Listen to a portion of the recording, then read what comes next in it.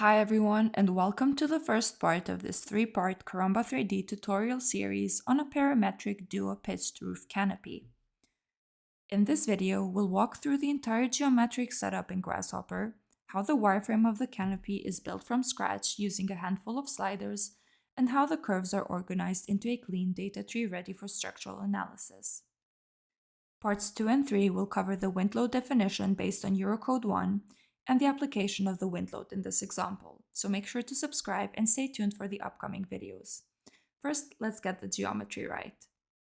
Here's the full Grasshopper definition organized into named groups.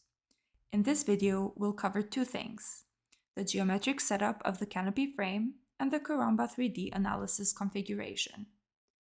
On the geometry side, we're working with a defined geometry group which builds everything from the origin point to a structured data tree ready for Karamba. A key part of this is ensuring that all curves are properly broken up at their intersections, so that Karamba can correctly identify the structural nodes. On the analysis side, we'll assign steel cross-sections to each beam type, orient the secondary beams to match the roof pitch, define supports at the column bases, and apply a gravity load case. All geometry is driven by 6 sliders. On the left, we have column height, column span, cantilever span, cantilever tip rise, cantilever division per side, and transverse beam side extension. Change any of these and the entire frame updates instantly.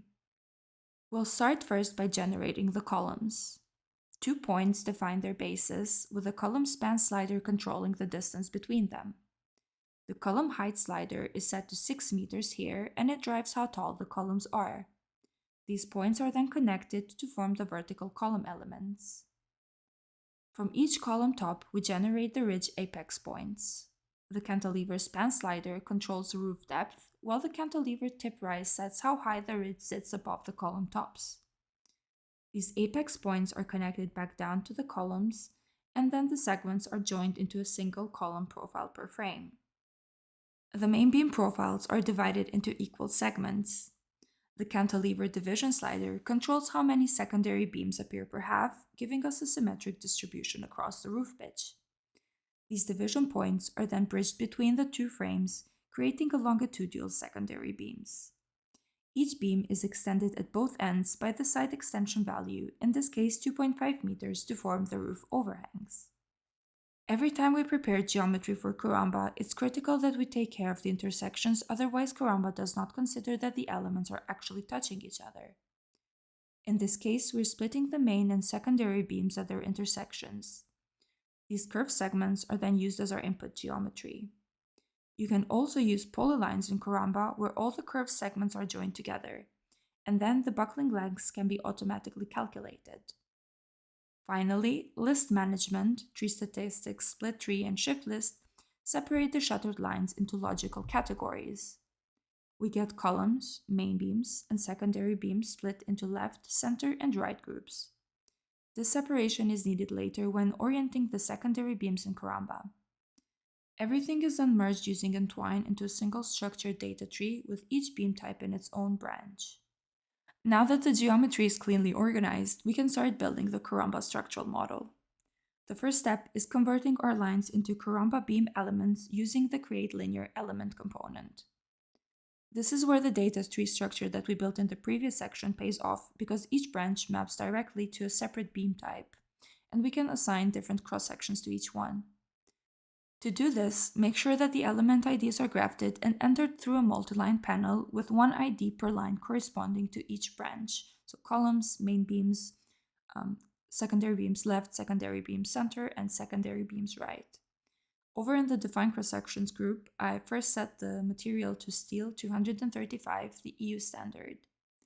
A cross-section range feeds into a cross-section range selector, where I pick the profiles which I want for each beam type. You can see the results in a panel. We have hollow sections for the columns, HEA 360 for the main beams, and HEA 220 for all the secondary beam groups. These are then matched by IDs by index, so item 0 corresponds to columns, item 1 to main beams, and so on. Before, we split the secondary beams into 3 groups, left, center, and right. The reason for this separation goes beyond just cross-sections. These beams need their local orientation aligned to match the angle of the sloping main beams. To handle this, we use the orient beam component.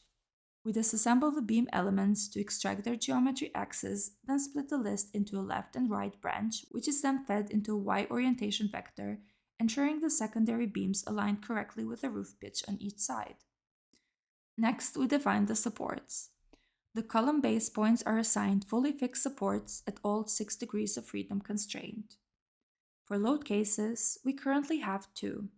Gravity, which applies self-weight automatically based on the assigned cross-sections and material density, and the wind mesh load, which will be covered in detail in the next 2 videos.